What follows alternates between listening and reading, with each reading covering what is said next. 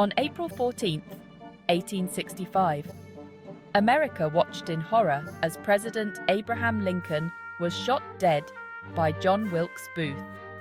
Booth, a famous actor and Confederate sympathizer, became the nation's most wanted man. After shooting Lincoln, Booth escaped Ford's Theatre, sparking a massive manhunt. 12 days later, Booth was cornered in a Virginia barn. The official story claims Booth was shot and killed by Union soldier Boston Corbett. Booth's body was buried quickly, fueling whispers of a cover-up.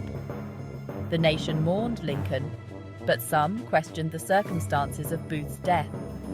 Had justice truly been served? Or did the cunning actor manage to escape? Over the years, numerous theories have emerged, challenging the official narrative. These alternative histories paint a picture of intrigue, mistaken identity, and a fugitive living out his days in hiding. From the very beginning, doubts swirled around Booth's death. Some witnesses claimed the man shot in the barn wasn't Booth.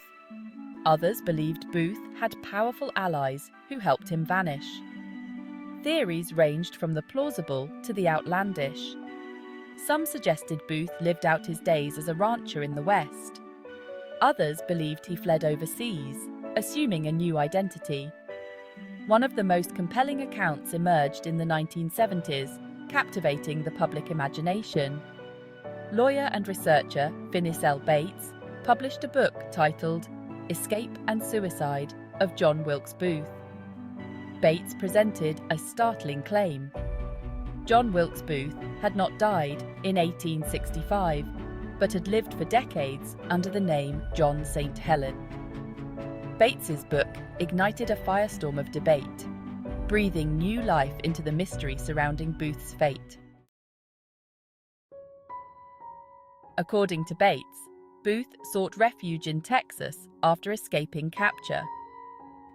He supposedly confided in a doctor, revealing his true identity and expressing remorse for Lincoln's assassination. Years later, a drifter named John St. Helen arrived in Enid, Oklahoma. St. Helen bore a striking resemblance to Booth and exhibited a deep knowledge of the assassination plot.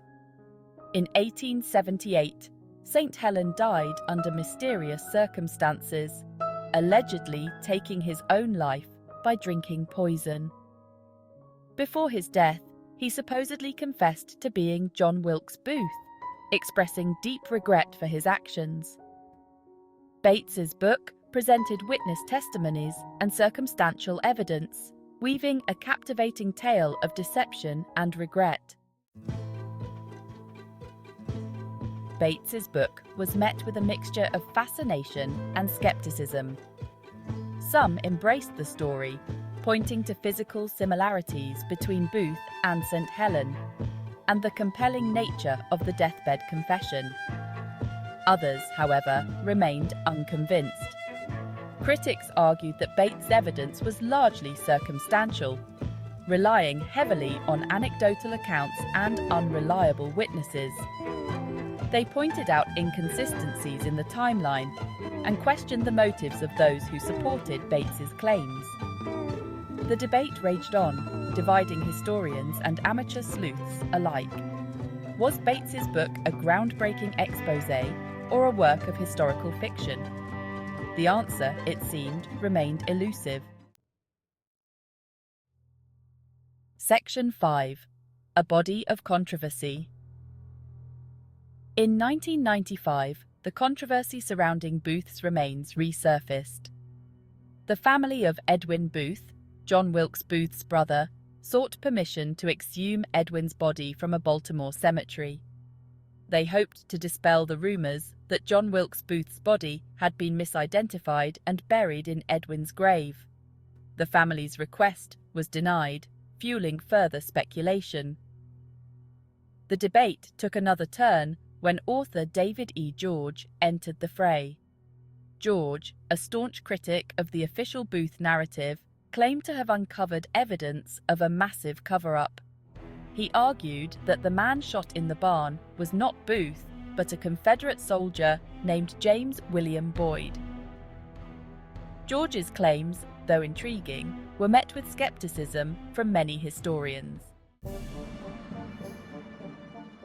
Section 6. The DNA Dilemma. The advent of DNA testing offered a tantalizing possibility. Could science finally solve the mystery of John Wilkes Booth's fate? In the 1990s, a group of researchers sought permission to test a vertebrae purportedly belonging to Booth. The bone fragment, removed during Booth's autopsy, was housed in the National Museum of Health and Medicine. However, the museum declined the request, citing concerns about damaging the artifact and the potential for inconclusive results. The refusal to allow DNA testing only deepened the mystery. Some saw it as evidence of a continued cover-up, while others maintained that the scientific value of such testing was questionable. The debate over Booth's fate, it seemed, was far from over. Section 7. Lingering Shadows. Despite years of investigation and countless theories, the question of whether John Wilkes Booth escaped justice remains unanswered. The official narrative, while widely accepted, continues to be challenged by those who see inconsistencies and unanswered questions. Did Booth really die in that Virginia barn? Or did he manage to slip away, living out his days under an assumed identity? The passage of time has done little to diminish the intrigue surrounding Booth's fate. The story continues to capture the imagination, serving as a reminder that even in the face of seemingly irrefutable evidence, some mysteries refuse to be solved. Section 8. The mystery endures. Perhaps the most enduring aspect of the John Wilkes Booth saga is its ability to spark debate and ignite our sense of curiosity. The story is a potent reminder that history is not always black and white. It is a tapestry woven from fact, speculation, and the enduring power of a good mystery. Did John Wilkes Booth escape?